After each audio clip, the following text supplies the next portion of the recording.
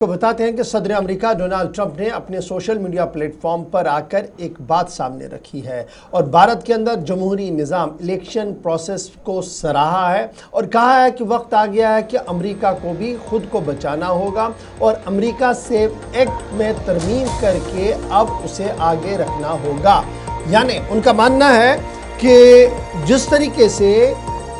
بھارت کے اندر voter I D card پر چناؤ کیا جاتا ہے اور فرد اپنی آئیڈینٹی پروو کرنے کے بعد ووٹ کا استعمال کرتا ہے اور اس طریقے سے تقریباً 647 ملین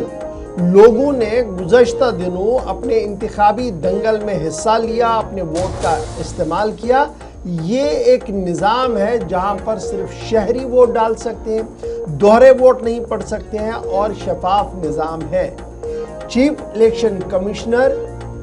کو سراہتے ہوئے، یعنی جو اس وقت موجودہ ہمارے چیف الیکشن کمشنر ہے گنیش کمار صاحب، ان کا ذکر کرتے ہوئے صدر امریکہ ڈونالڈ ٹرمپ نے کہا ہے کہ اس طریقے کا نظام ملک یعنی امریکہ کے اندر بھی متعارف ہونا چاہیے اور یہی وجہ ہے کہ یو ایس سٹیزن شپ رجسٹریشن اور اس کے ساتھ ساتھ آئی ڈی پروف اور ساتھ ساتھ سیو امریکہ ایکٹ کے جو ترامیم ہیں جو ملک کے سامنے ہیں اس پر ہم نے غور کرنا ہوگا تاکہ ہم بھارت کی طرح ایک نظام کو متعارف کر سکے، تاکہ ایک مستحکم اور مضبوط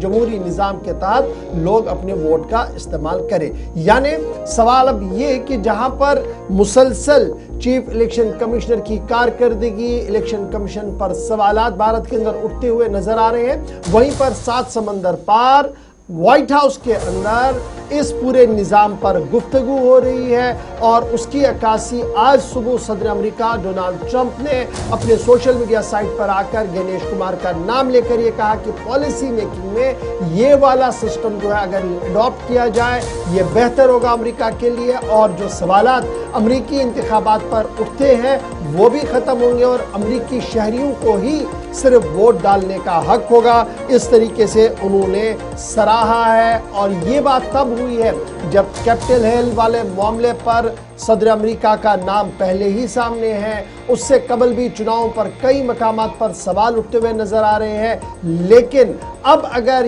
یہ والا نظام وہاں پر متعارف ہوتا ہے تو کہیں نہ کہیں بھارت کی جمہوری اقدار اور پاسداری کے حوالے سے جو بہت بڑے دعوے پیش کیے جاتے ہیں کہ سب سے بڑی جمہوریت